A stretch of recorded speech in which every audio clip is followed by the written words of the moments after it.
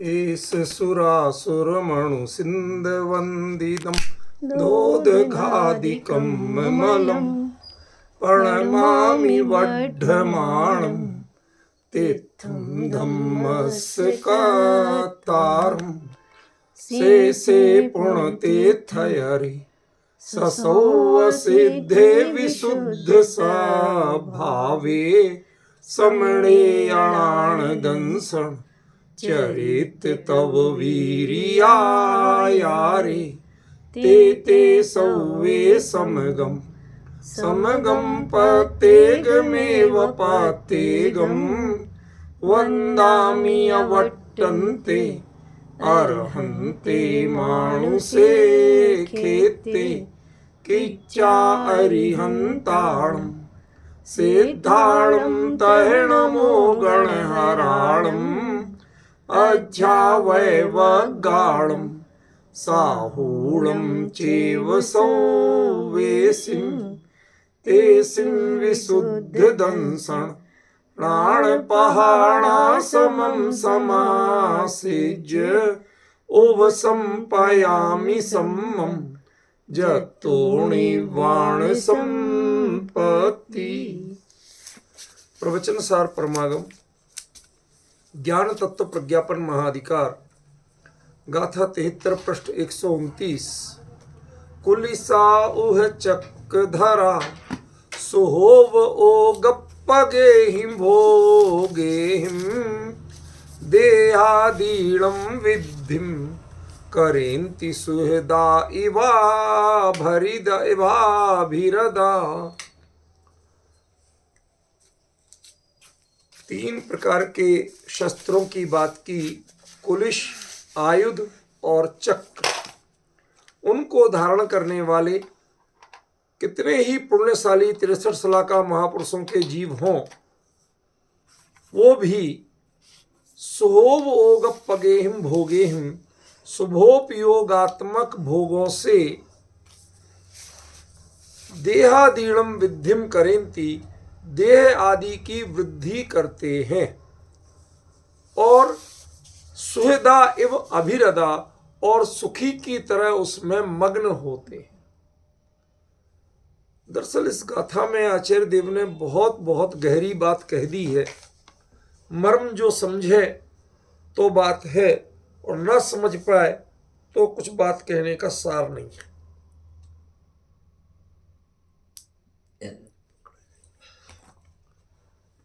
हमें समझना पड़ेगा, देहादीणम विद्धिम करेंति, वह देह आदि की वृद्धि करते हैं।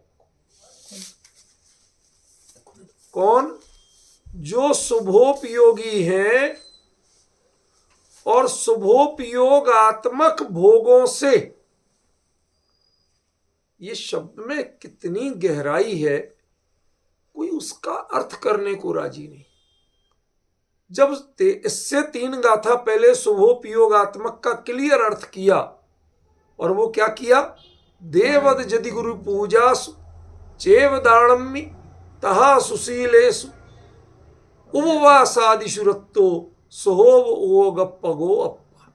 वह आत्मा शुभोपयोगी है जो देव यदि और गुरु की पूजा में, दान में, उसके साथ सुशील में और उपवास आदि के कार्यों में लगा हुआ है, वह शुभोपयोगी है। यहां तक तो कोई तकलीफ की बात नहीं है। लेकिन शुभोपयोगात्मक जो आत्मा है वह भोगों से, माने वो शुभोपयोग के परिणामों को भोग रहा है। शुभोपयोग के फल में भोग नहीं मिल रहे। उपल बहन, आप जरा समझने की कोशिश करो। आप तो ज्यादा बाहर के टूर कराई, इसलिए यहां के आते ही पता नहीं है आपको। क्या कह रहे हैं आचार्य देव? शुभोपयोग के जो परिणाम हैं, उस परिणामों के काल में जीव भोग किसको रहा, टिका कहां है, खड़ा कहां है, ये महत्वपूर्ण नहीं। वो उसमें मगन है क्या, तन्मय है क्या? जैसे हम देव पूजा करें, भगवान की पूजा करने जाए, उसमें मग्न, बस बहुत अच्छा भाई साहब, बहुत बढ़िया बीत रही। कोई मुनिराज को आहार दान, भाई साहब देख लो आज तो आहार दान हमारे यहां हो गया, हम तो बहुत खुश हैं। किसी ने लेके थोड़े बहुत सुशील के काम, सदाचार के काम कर लिए, सब अष्टमी चतुर्दशी को हम एक आसन करेंगे, ठीक है ना, विषय भोग से दूर रहेंगे, चटाई पे सो जाएंगे, अपने आप को मान लिया कि जीवन में बहुत बड़ी उपलब्धि कर ली। कदाचित उपवास आदि कर लिया तो और भी बड़ी उपलब्धि मान ली।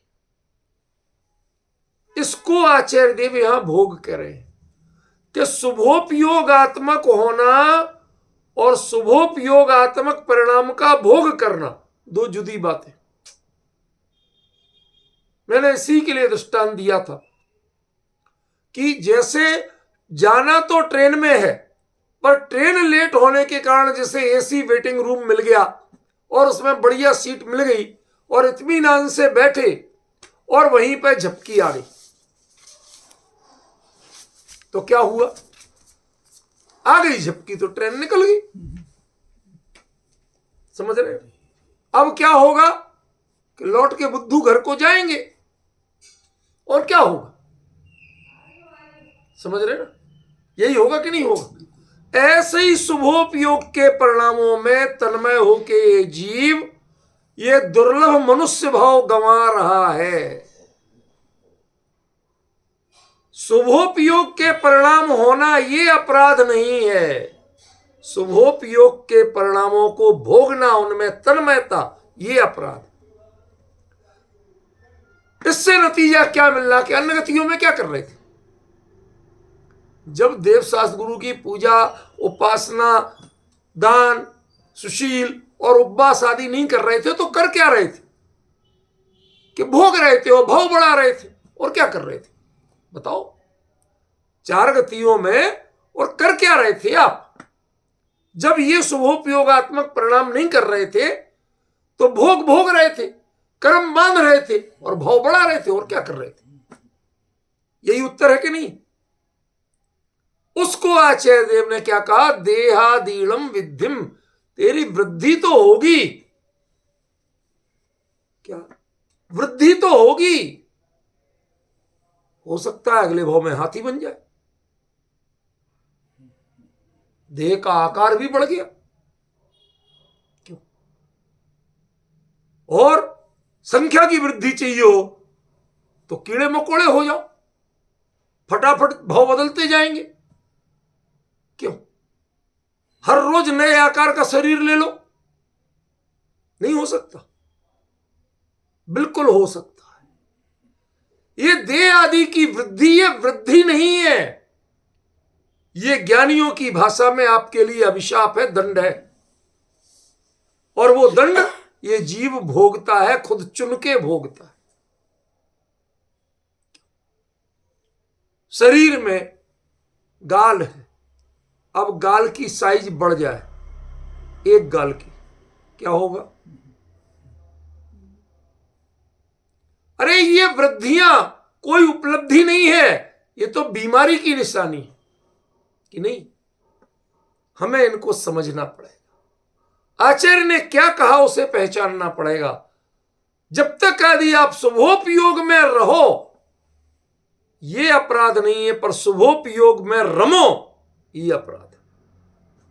यहां भोग किसको कहा, शुभोपयोग के परिणामों में रमना, जमना, उन्हीं को अपना लक्ष्य मान लेना, तो ये मनुष्य भाव चला जाएगा। टोडरमल जी ने लिखा है, आगे किस गति में जाएगा कुछ ठिकाना नहीं है।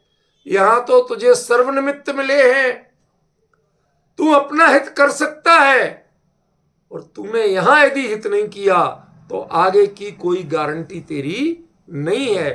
फिर तो देह बढ़ेगी, देह के साथ संयोग बढ़ेंगे, क्यों, मनुष्य गति में एक साथ 2-3 तक हो सकते हैं बच्चे,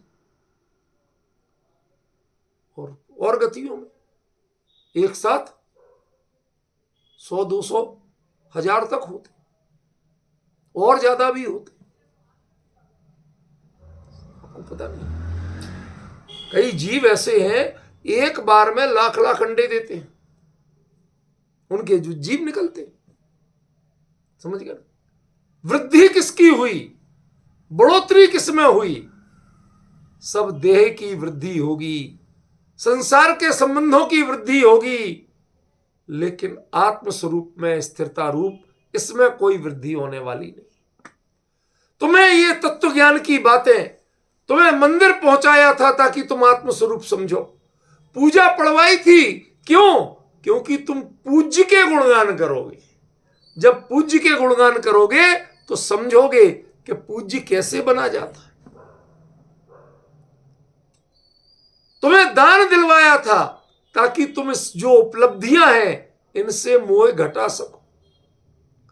सुशील सदाचार की बातें की थी ताकि तुम भोगों में आसक्त नहीं रहो। उपवास की बात की थी ताकि तुम खाने पीने इसकी देह की चिंता में ना लगो।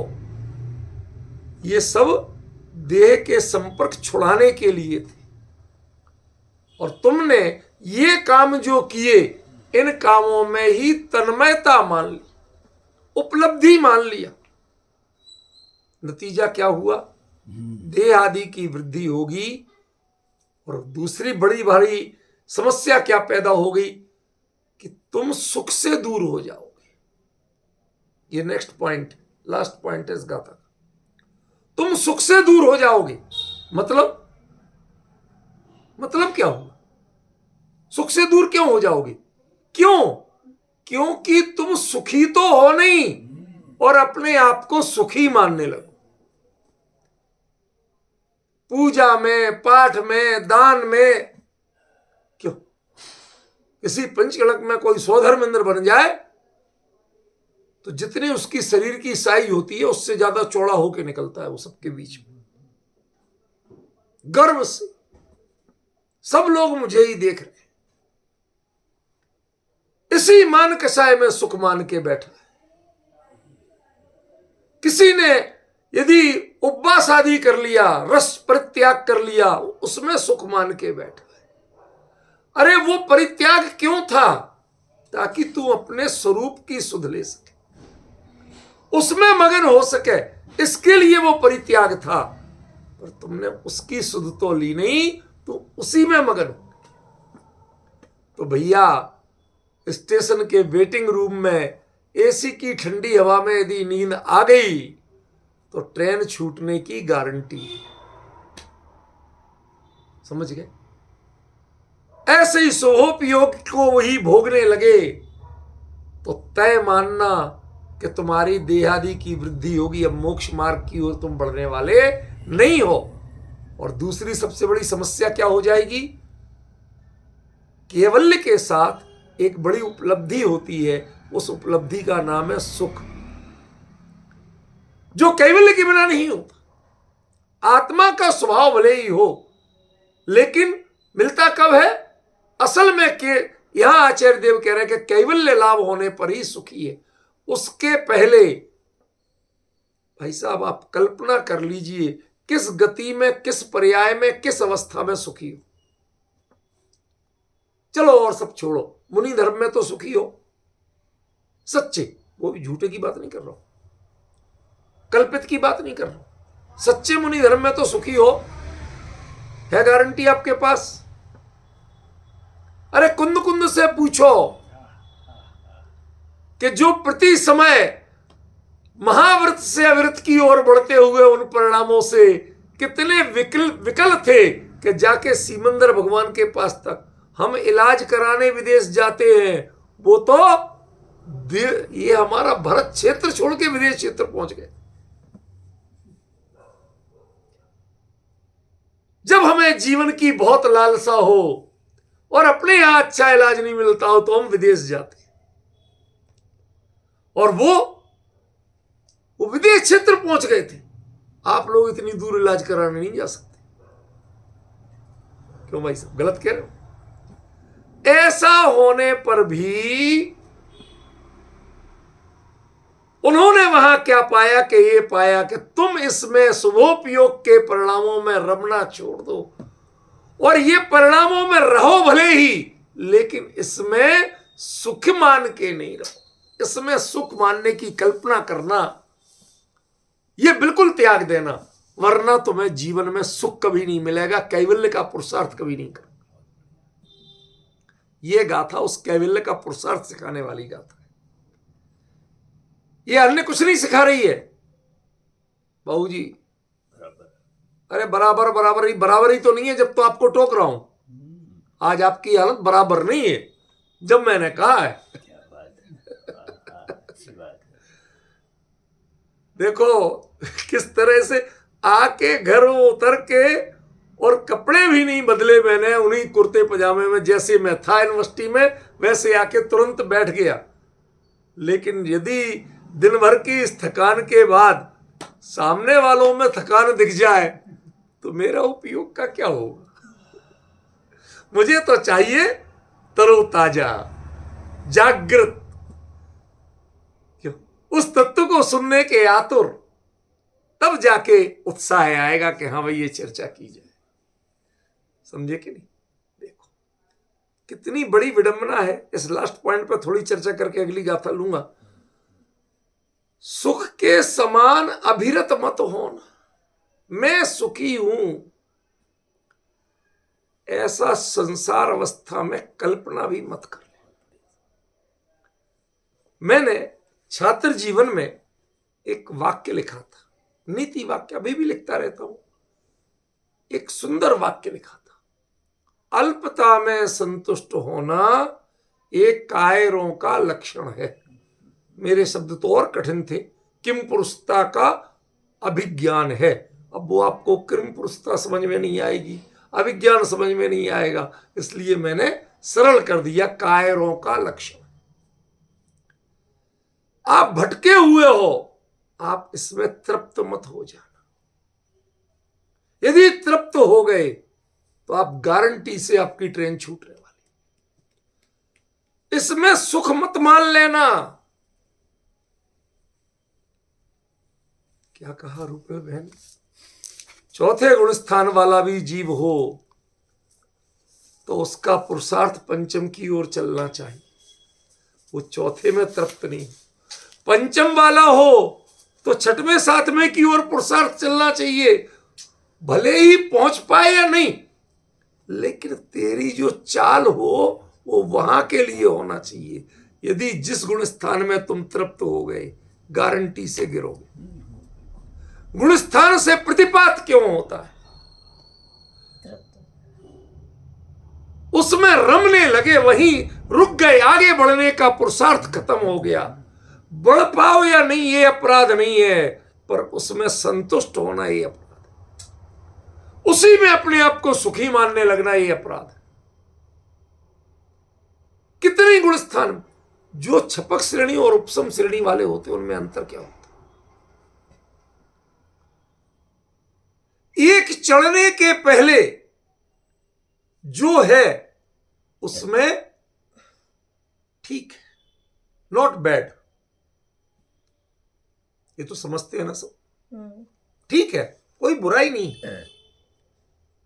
वो ऊपर चढ़ते हैं, वो पुरुषार्थ की जाति नहीं उपड़ती है और आराम से नीचे लौट के आया। चलते समय जिसने ऐसा सोचा, हमारे यहां कहावत चलती है, रोते रोते जाओगे तो मरे की खबर लाओगे। समझ गए? जब आपने पुरुषार्थ के समय भावना क्या रखी कि ये जो था भाई ठीक है, काम तो इसमें भी चल ही रहा था, बिल्कुल ये स्वीकार नहीं है। जिस गुण स्थान में है उस गुण स्थान में रहना हमें बिल्कुल स्वीकार नहीं। हम प्रति क्षण आगे ही बढ़ना चाहते, बढ़ पाओ चाहे नहीं ये शर्त नहीं है, लेकिन आपकी भावना इसमें संतुष्टि की नहीं होना चाहिए, तृप्ति की नहीं होना चाहिए, निरंतर आगे बढ़ने की भावना हो, तब जाके आप सही हो। अन्यथा शुभोपयोगात्मक भोगों में मगन होगे ही। और मगनता की निशानी क्या है कि इसमें तुम सुख मानो। सुख मान के मगन हो गए, मैं तो सुखी हूं। कल्पना करिए, चौथे गुण स्थान वाला जीव, अविरति सम्यक दृष्टि जीव, उसे क्या करना चाहिए इसके अनुसार? क्यों? जो 6 महीने में, भाई साहब बहुत गजब का, ऐसा अतीन्द्रिय आनंद आया, आपको शब्दों में नहीं बता सकता। कहते अरे भोले प्राणी, जो आया वो तो आया, वो एक तुम्हारे तेरे चौथे गुण स्थान की भूमिका थी। अब ये तुम्हें इससे आगे बढ़ना कि यहीं अटक के रहना? यदि अटक के रहना है तो तय मानना तुम गिरोगे, बढ़ोगे नहीं। ये तय मानना। गुणस्थानों का एक क्रम है, वस्तु स्वरूप है। गुणस्थान में आगे बढ़ा तब जाता है कि किसी भी गुणस्थान में तृप्त नहीं हुआ जाए। यदि तृप्ति का भाव आ गया तो ध्यान रखना, वो तृप्ति अनुभव में नहीं होती है, अनुभव की प्यास तो हमेशा बढ़ती है। वो तृप्ति होती है शुभोपयोग के भोगों में। खतरा समझे आप पवन जी? वो तृप्ति काय में होती है? शुभोपयोग के भोगों में। क्यों? अनुभव का काल तो जरा सा है। और कौन ऐसा जीव होगा कि उसको बढ़ाना नहीं चाहेगा? वो बढ़ता 2 तरह से है, अंतराल घटता है और स्थिरता बढ़ती है। 2 तरह से बढ़ता है अनुभव का। वो अंतराल घटाना चाहेगा और स्थिरता बढ़ाना चाहेगा कि नहीं चाहेगा? ये बताओ। चाहेगा। जिसने वास्तव में ज्ञायक का अनुभव किया, जिसको जीवन में पहली बार अतीन्द्रिय आनंद की अनुभूति हुई, वो अनुभूति के काल को बढ़ाना और अनुभूति होने में पड़ने वाले अंतराल को घटाना, ये कौन नहीं चाहेगा? और यदि नहीं चाहता है तो भाई साहब मगन काय में हो? वो मगन तुम शुभोपयोगात्मक भोगों में हो। कोई अल्टरनेट नहीं है आपके लिए। अनुभव में यदि मगन हो जाते तो केवली बन जाते। बात समझ में आई? अनुभव में यदि मगन हो जाते तो केवली बन जाते अंतर मुहूर्त में। इसलिए तुम मगन अनुभव में नहीं हो, तुम मगन तो शुभोपयोगात्मक भोग हो। कहां तृप्त पड़ा है जीव? घर से तो चल दिए, वेटिंग रूम में बैठे। ये सबसे बड़ी समस्या है भाई साहब। वेटिंग रूम इतना बढ़िया मिला के बता नहीं सकते आपको। रूपल भाई, ये आजकल के बच्चे, आप लोग जो स्टैंडर्ड लोग, हम तो बहुत सामान्य व्यक्ति हैं, स्टैंडर्ड लोग एयरपोर्ट में लाउंज में बहुत खुश होते हैं। साहब लाउंज एक्सेस मिल गई हमें, तो हमारे कार्ड पे तो लाउंज एक्सेस है। अब बैठे रह गए और प्लेन उड़ गया तो कितना सस्ता पड़ा लाउंज एक्सेस। असल में उन परिणामों में एयरपोर्ट पहुंच गए और बस, ये बस नहीं है, वो तो वहां से आगे बढ़ने का पॉइंट है, वो टर्मिनल है, वहां से टर्मिनेट हो। टर्मिनल माने टर्मिनेट हो तो टर्मिनल है।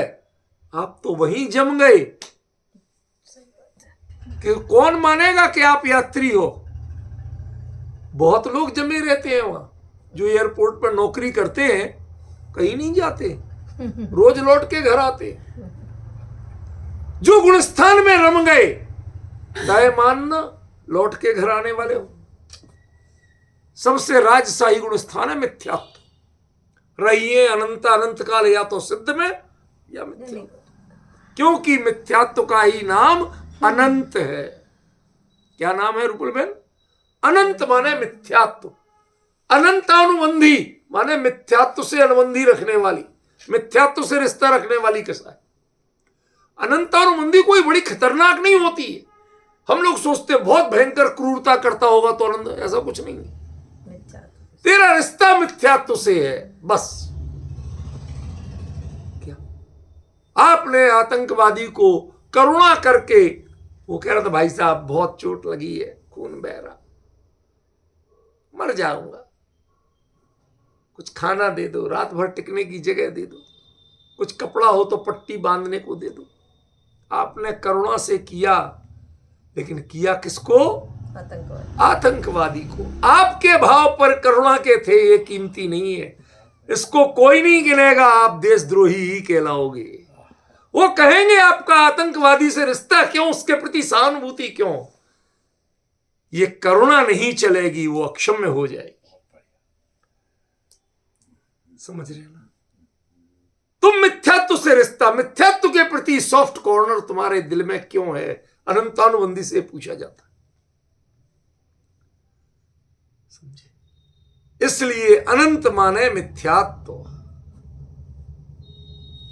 ये मिथ्यात्व की परंपरा यदि वापस लौट के यहां नहीं जाना है तो एक क्षण को भी किसी गुण स्थान में तृप्त होके नहीं रहना, संतुष्ट होके नहीं रहना है।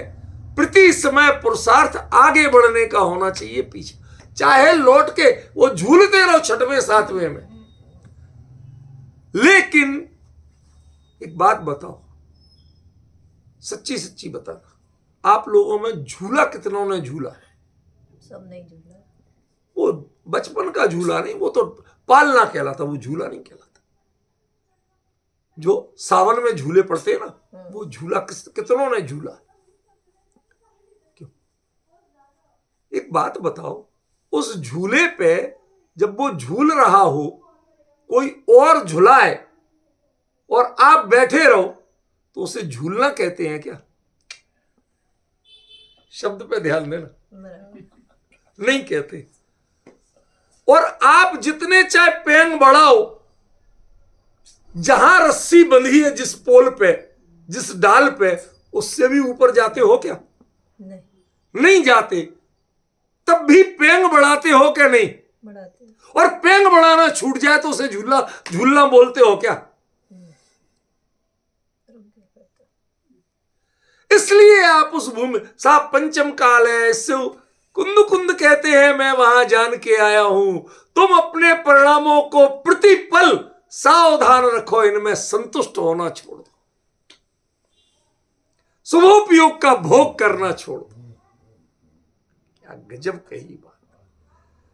तुम पींग बढ़ाते रहो, भले ही आगे नहीं बढ़ पाओ, पर पींग जो बढ़ाई जाती है वो आगे बढ़ने के लिए बढ़ाई जाती है, उसमें तृप्त रहने के लिए नहीं बढ़ाई जाती। अब अंतर समझ में आ रहा क्या कह रहे हैं आचार्य देव? यदि ऐसा करोगे तो तुम इससे आगे जाने वाले नहीं हो। अरे ज्यों ही पिंग बढ़ाना रोकोगे, झूले की गति घटने वाली है, वो झूलना नहीं कहलाएगा। वापस लौटना, गुणस्थान, वो गति घटी और गुणस्थान गिरा।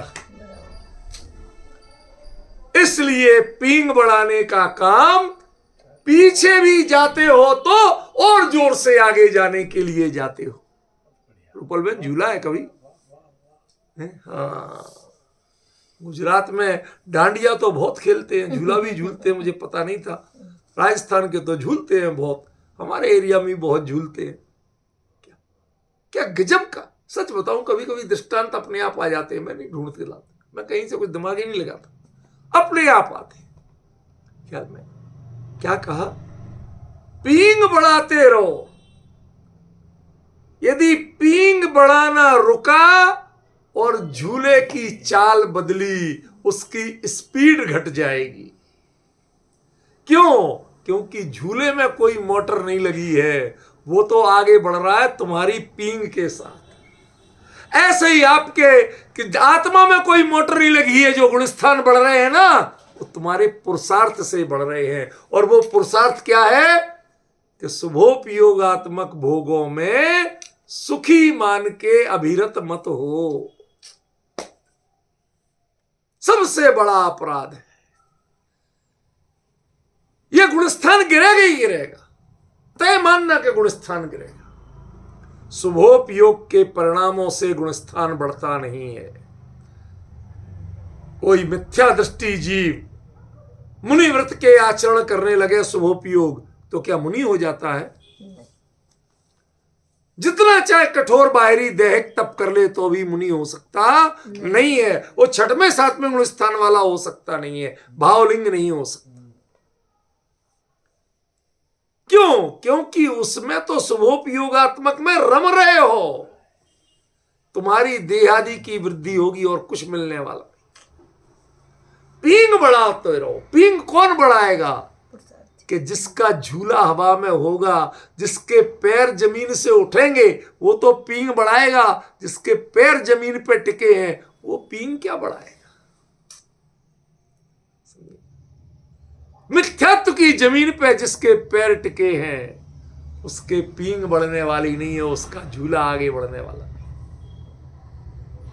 जमीन से पैर उठाओ, हवा में पैर ले जाओ और जितनी भी हिलो हर बार पींग बढ़ाते जाओ। ये पींग बढ़ाना नहीं रुकना चाहिए। तुम्हें किसी भी स्थिति में झूले पे संतुष्ट नहीं होना, अपनी गति से संतुष्ट नहीं होना, वो गति निरंतर बढ़ती रहे, ऐसा पुरुषार्थ चले तब तो हो तुम ठीक, ऑन दी वे। और यदि ऐसा पुरुषार्थ नहीं चले तो लिखित रूप में तय जानना कि तुम्हारा गुणस्थान यदि बड़ा होगा तो गिरने वाला है, वरना तो मिथ्या दृष्टि हो ही, चाहे जितने चाहे शुभोपयोग में रत। रोज इतने रुपए हम दान देते हैं, रोज मुनिराज को आहार दान देते हैं, रोज हम चतुर्विध दान देते हैं, हम अष्टमी चतुर्दशी उपवास करते हैं। कहते भाई साहब क्या अंतरंग में गुणस्थान बढ़ने की कला पता है? नहीं है, और इसी में संतुष्ट मान के बैठे हो तो कुंद कुंद कहते हैं तुम्हारा मुकाम मिथ्यात्व है और कुछ नहीं। या तो मिथ्या दृष्टि हो चुके हो या मिथ्या दृष्टि होने वाले हो। इनमें रत हो गए तो आपकी गति नहीं होने वाली। ज्ञानी विवेकी जीव कभी भी शुभोपयोगात्मक परिणामों में रत नहीं होता, उनमें सुख नहीं मानता है। यदि आपको पवन जी जरा भी ऐसा लगता हो कि भगवान की पूजा करते समय आहा मजा आ गया, आज तो इतना आनंद आया पूजा में, भोग हो गया, तो भोग हो गया भोग। अरे उनकी पूजा क्यों करना? उनके गुणानुवाद करते समय भगवान कई पूजनों में आता है। ये सारे गुणस्थान की प्रक्रिया उसके बाद ऐसे हुए। कई तीर्थंकरों की पूजन में वो उस भाव से आगे कैसे कैसे बढ़े, उनमें तो सब दिया है। क्या आपके परिणाम उस तरह से बढ़ने के हुए? नहीं हुए। हमारे परिणाम तो अभी वहीं अटके पड़े। हम पूजा में मग्न हैं, हमने उनकी इतनी अच्छी पूजा कर ली तो हम भी श्रेष्ठ हो गए।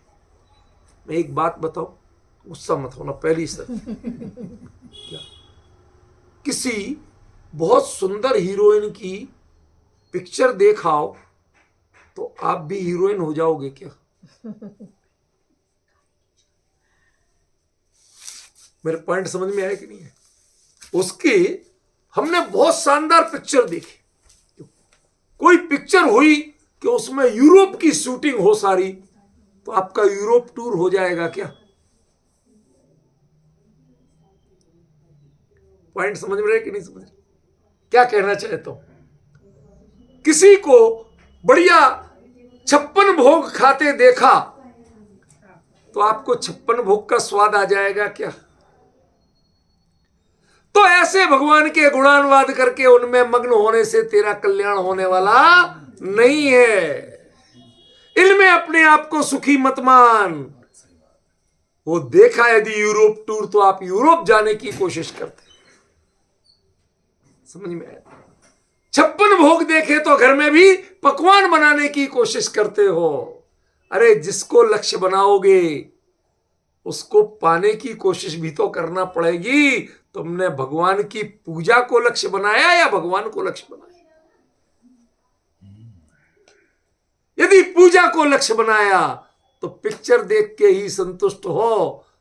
घरवाली कह देगी मैं नहीं, उसमें देख लिया ना 56 भोग, अब मस्त रहो, आज रोटी की हड़ताल है, चलेगा?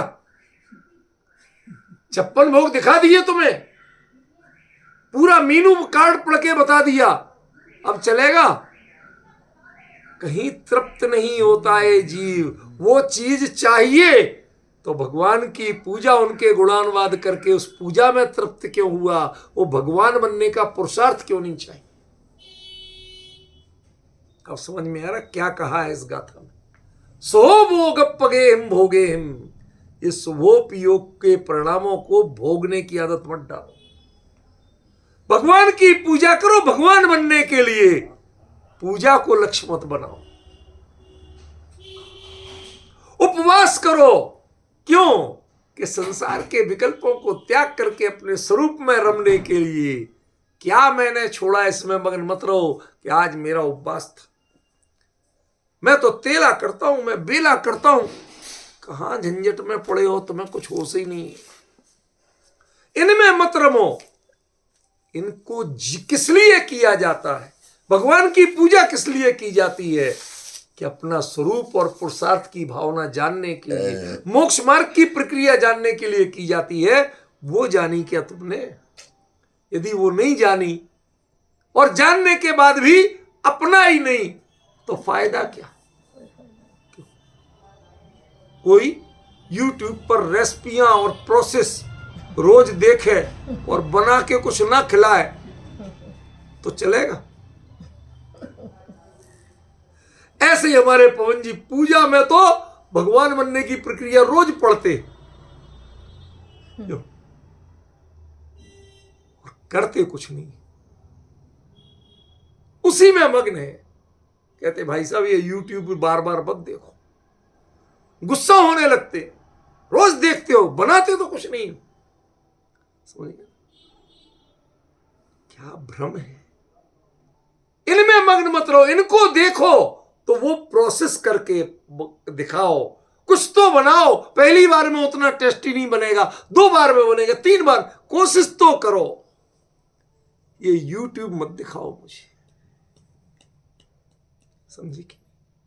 ये जो भगवान की पूजा है, ये जो दान है, ये जो उपवास आदि है, ये सब YouTube है। ये मत दिखाओ मुझे। इनके माध्यम से जो अंतरंग में पुरुषार्थ आगे बढ़ने की प्रक्रिया है वो करके दिखाओ, तो हम मानेंगे तुमने कुछ किया। ख्याल में? उससे तुम्हारे भव की वृद्धि रुक सकती है, वरना भव की वृद्धि कोई रोक नहीं सकता। बाबूजी सबसे खतरनाक कोई चीज है ना, तो वो पुण्य के परिणाम है, शुभोपयोग के परिणाम। अशुभोपयोग से कम कोई दुनिया टोकती है तो आप टिकते तो नहीं हो, डरते हो। इसमें तो शान से चौड़े होके निकलते हो। ये सबसे बड़ा खतरा है। और दुनिया के प्रशंसा पाते हो और अपने आप को सुखी मानते हो। ये लोगों की प्रशंसा में तृप्त मत हो, जीवन चला जाएगा। ये आपने सोचा नहीं है आज तक। ये हो सकता है मनुष्यों का आखिरी भाव हो। चला गया तो कहां जाओगे? क्यों? यदि यहां पुण्य आदि करके स्वर्ग आदि में भी चले गए तो छैढाला की वो पंक्ति याद है, तह ते चय थावर तन धरे यो परिवर्तन। उसके प्रति सावधान कर रहे हो। कुंद कुंद के इस गहराई को समझो। तुम कैवल्य की साधना नहीं की और शुभ में यदि मग्न हो गए तो तुम्हारी गति क्या होगी कि देह आदि की वृद्धि करोगे, भव की वृद्धि होगी, तुम्हारे भावों में शुद्धि नहीं। शुभ से भावों की शुद्धि नहीं होती है। शुभ तो सफेदी है, निर्मलता नहीं। क्या दूध सफेद होता है, बहुत बढ़िया होता है, एक गिलास पानी में एक बूंद दूध डाल दो, चलेगा? नहीं चलेगा, मनी हो जाएगा। अरे वो तो सफेद था, सफेद था तो अभी मैला था है?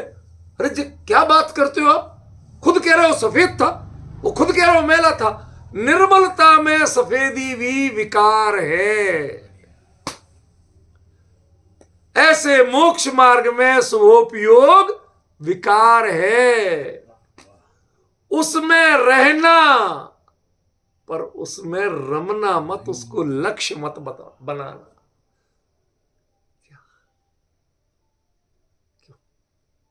सच बताओ, झूले को झुलाते हो कि खुद झूलते हो? अरे रस्से का मनोरंजन थोड़ी करना है तुम्हें कि झूले को झुला रहे, अपना आनंद लेना है। तो इन शुभोपयोग के जो परिणाम है ये तो रस्सी की तरह है, इनको मत झुलाइए, आप इनके माध्यम से आगे बढ़ के जाइए, तब कोई लाभ है। कुंद कुंद आचार्य देव ने इस गाथा में जो कह दिया, सच बताऊं चर्चा करके मैं तृप्त नहीं हूं। इतना बड़ा रहस्य कह दिया कि शुभोपयोग के परिणाम यदि उनमें तन्मयता है तो वो भोग है, वह देहादि की वृद्धि करने वाले हैं। और इससे एक ही नतीजा निकलेगा कि तुम इनमें अपने आप को सुखी मान के अभिरत हो जाओगे। यदि इन्हीं में सुख मान लोगे तो सुख का पुरुषार्थ करेगा कौन? समझ में आया कि नहीं आया? इसलिए इस पर विचार करो, चिंतन करो। कल जब अगली गाथा चलेगी तो उसका मर्म आपको और समझ में आएगा। इसी बात को अगली गाथा में आचार्य देव ने बहुत सुंदर तरीके से स्पष्ट किया है। इसका सब लोग विचार करें, चिंतन करें और थोड़ी देर अगली गाथा पढ़ के आया करें जब भी ऐसा कहूं, ताकि मुझे बताने में मुझे भी आसानी हो और आपको आसानी हो समझने में। आज समय हो गया, यहीं तक रखते हैं, उसके बाद कल चर्चा करें।